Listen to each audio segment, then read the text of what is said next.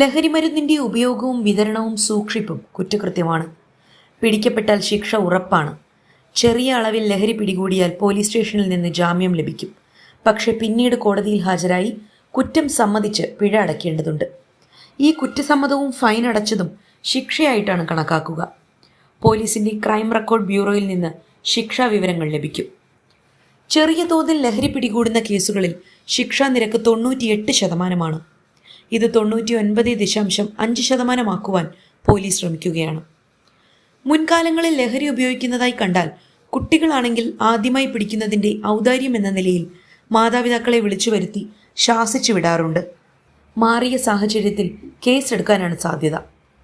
Police സ്റ്റേഷനിൽ നിന്ന് ജാമ്യം കിട്ടിയാൽ കാര്യങ്ങൾ കഴിഞ്ഞു എന്ന് ധരിക്കരുത്. പിന്നീട് കോടതിയിൽ ഹാജരായി കുറ്റം സമ്മതിക്കുന്നതും പിഴ ഒടുക്കുന്നതും ശിക്ഷ പോലെ തന്നെ ആയതിനാൽ ഭാവി ജീവിതത്തിൽ ഇത് കരിനിഴൽ വീഴ്ത്തും. പാസ്പോർട്ടിന് അപേക്ഷിക്കുമ്പോഴും തുടർ പഠനത്തിനും ഒരു ജോലിയിൽ പ്രവേശിക്കാൻ ശ്രമിക്കുമ്പോഴും വിവാഹാലോചനാ സമയത്തുമൊക്കെ ഇത് ഗുരുതരമായ പ്രശ്നങ്ങൾ സൃഷ്ടിക്കും. മുൻ കുറ്റവാളി എന്ന നിലയിൽ കുറ്റകൃത്യം ആവർത്തിക്കാൻ ഇടയുണ്ട് എന്ന രീതിയിൽ കണ്ട് ഒഴിവാക്കപ്പെടും. ഭാവിയിൽ നല്ല മനുഷ്യനായി മാറിയെന്ന് ആര് സാക്ഷ്യപ്പെടുത്തിയാലും സംശയത്തിൻ്റെ മുൾമുനയിലായിരിക്കും നോക്കിക്കാണുക. ലഹരി കേസിൻ്റെ ചരിത്രമുള്ളവർ അത് ആവർത്തിക്കാൻ സാധ്യത കൂടുതലാണ്. ലഹരി ഉപയോഗിക്കുന്നവർക്കെതിരെ മതപരമായ വിലക്കുകൾ വരെ വന്നു തുടങ്ങിയിരിക്കുകയാണ്.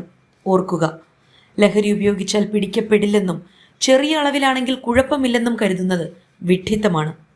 ഈ ജന്മം പാഴ്ജന്മമായി പോകും. എല്ലാത്തരം ലഹരികളിൽ നിന്നും ബോധപൂർവം അകലം പാലിക്കുക. ജീവിതം സുരക്ഷിതവും ശോഭനവുമാക്കുക.